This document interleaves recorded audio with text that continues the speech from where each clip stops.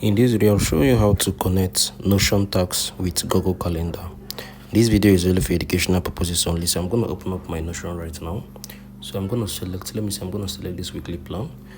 Then what I'm going to tap on these three dots. I'm going to tap on copy link. You get, so we want to use this to our Google Calendar. So I'm going to go to my calendar right here.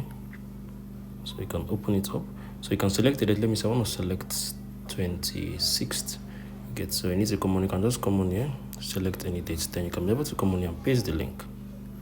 You get, you can come on here and add an about if you want. So add up these details.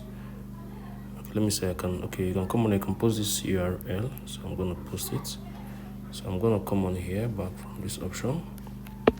I can type in Notion tags. So I'm going to tap on the add. So if I tap on this right now, you can be able to see the URL of your Notion link here on your Google Calendar.